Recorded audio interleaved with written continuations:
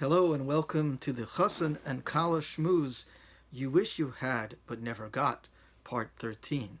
I remind everybody we are going to be talking about highly sensitive material, and it is important and valuable to listen to these discussions from beginning to end in order carefully. So I would like you to Google the Chosson and Kallah Shmooze You Wish You Had But Never Got intro, and from there you'll be able to follow everything along because it's all linked together.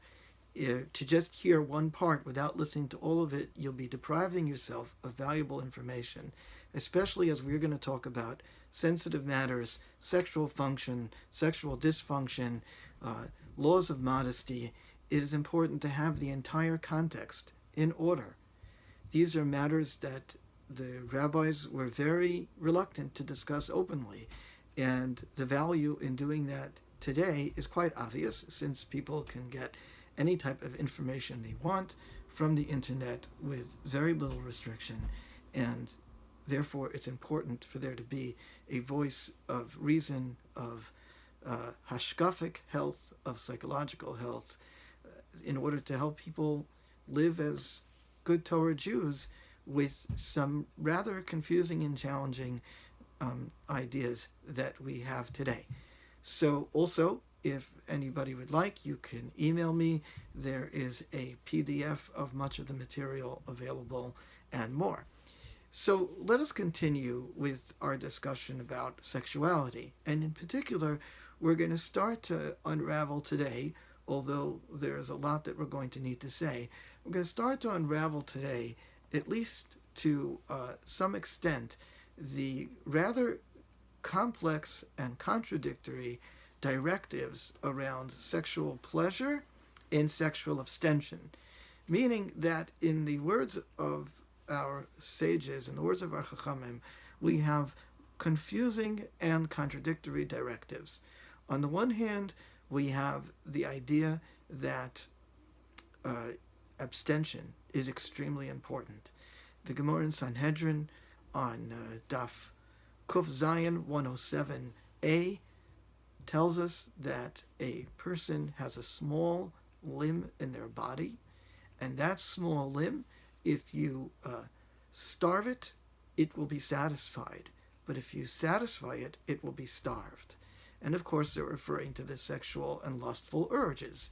And this would seem as if the rabbis are making a statement that actually the more you indulge in sexual pleasure, the more you will need it. And obviously they're making a negative statement about that.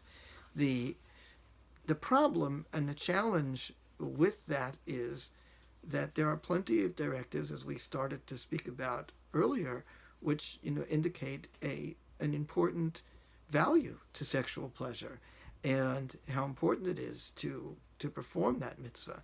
And it's somewhat unrealistic to expect someone to perform a mitzvah without enjoying it. In fact, one might even argue that the enjoyment of the mitzvah is part and parcel of the mitzvah. One can look at the introduction to the Eglei Tal, where he speaks about that the pleasure of studying Torah is in and of itself a fulfillment of Torah Lishma, even though it's pleasurable. And this is complicated here because there are different types of pleasures. However, it is incredible and ludicrous, for that matter, to believe that one can fulfill the mitzvah of rejoicing in sexuality and in pleasure giving and pleasure receiving without also enjoying it. And it would really be harmful. Imagine for a moment if you want to do your spouse a great favor, and what you wanted to do was you wanted to throw them this elaborate birthday party romantic dinner. And so you go to this amazing restaurant, and the beautiful steak and wine and everything is served. And then your spouse notices that your plate is empty. And your spouse says to you, well, what about you? And you say, oh, I'm not hungry. I'll just watch. It's satisfying for me to know that you're happy. I mean, that's absurd. Nobody would really enjoy that. That would be awful. And as I recall, I can't tell you which shir it was, but many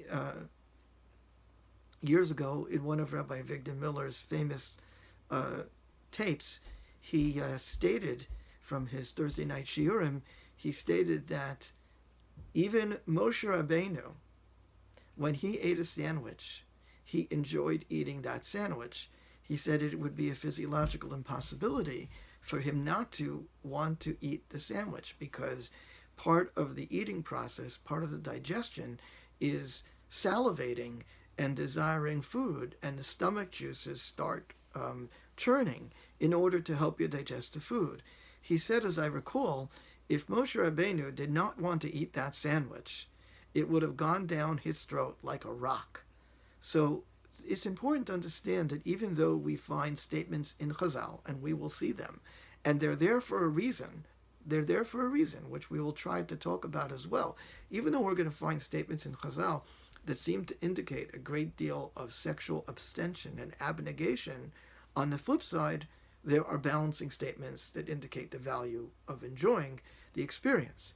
And we're going to have to try to figure out what in the world was their intention. Is there one single intention, or are there many intentions? Is it simply, as we like to say, a machlokas? And for that matter, what in the world does it mean that there's a machlokas? If the Torah is about truth, since when is there more than one truth? And yet we know, and we are taught, one of the great part of our teaching is that there are different points of view in Torah, and Elu velo divrei chayim. But what does that really mean? What does it mean that two things can be true? All of this are extremely relevant to this subject, because it may not be, it's a machlokas. Especially when it comes to mystical and spiritual matters, the issue is never, it's a machlokas. The issue is that each part represents a certain aspect of truth. That's why, for example, you will notice, let's say, things in the Gemara that are considered a machlokas, oftentimes when it is discussed in the Zohar, it is actually not a machlokas, but it's actually two different aspects. So, for example, we know in the Gemara that the reason why we do tekiya, trua, tekiya, tekiya, shvarm, trua, tekiya, tekiya, shvarm, trua, we know from the Gemara that it's because we're not sure what is actually a trua. So since there's three different opinions, what constitutes that shofaritic noise, tu. So we have different opinions. So to be yotzi choladeus in a lumdish way, we blow all the time. Yet, if you look in the Zohar's explanation of tekiyas and truas and shvarim trua and tekiya trua tekiya, all of them represent different aspects and are arousing different dynamics in the heavenly spheres.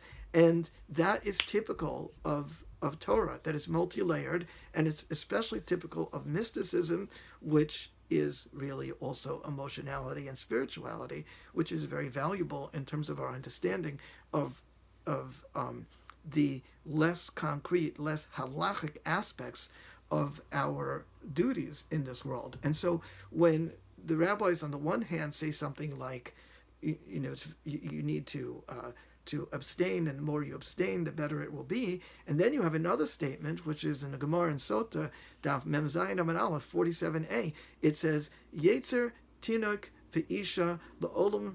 It says one must be Docha B'Smol and B'Karev B'Yamin. Right? What in the world does that mean? It means, it's saying that there are three aspects: the Yetzer, the Yetzer Hara, a child, and a woman. And don't worry, it's not as sexist as it sounds. I will try to explain in a moment. But a young child, the Yetzer Hara, and a woman, one should only push away mildly with the left hand and bring close with the right hand. Meaning there's a certain gentleness and a certain ambivalence, and one must approach these three areas. Now, in point of fact, some of the Mefarshim actually say that it's all metaphoric. It's all referring to the sensual aspects. It means not so much a woman as so much as what you would call the archetype of femininity, the pattern in human nature of femininity, which can exist in men as well. And a child too. It doesn't mean a child per se.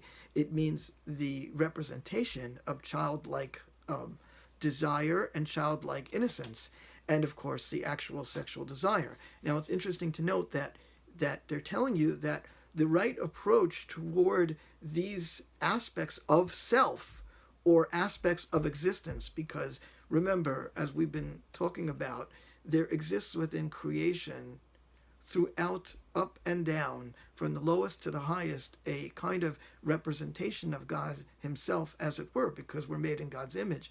And so these dynamics, a true child, a true feminine person, and the Yetzer Hara, as well as the representations of these, are all aspects of God's wisdom. So they're kind of in tension with each other. And the point is that one should not go full frontal assault and bash them down. Absolutely not. One should engage and somehow or another, while on the one hand pushing away with the left, drawing near with the right. And Rashi, over there in the Gemara, Rashi mentions that this is so as not to affect the mitzvah of pruravu. Rashi's saying something about the idea that pruravu is a mitzvah, and if you, like Rabbi Victor Miller, Zichrono Tzadik Levracha, Secher Tzadik Levracha, is saying that you can't do the mitzvah without desiring it. But if you look, it is mashma more from the Raavad and Bali HaNefesh that it is specifically about desire itself, meaning that if you do not allow yourself to experience desire, you're in danger. You're in danger of shooting the mark. Lo kol rotze yitos Hashem yitol. Not everybody can be so righteous, and so if you're going to try too hard to repress your desire psychologically and apparently hashkafically, you can run into a lot of trouble. And we have much, much more to say about these matters, and in the coming weeks, I hope we shall. However, right now, what you need to know is that there are two competing ideas, both of them valuable, and that is that one needs to allow for the sensual pleasures and experiences and value them, and also one needs to allow for abstention and to be porish, to make oneself kaddish. And both of these are valid, and they are not arguing with each other. It's important to understand. They represent aspects of truth that somehow or another have to be integrated into a whole.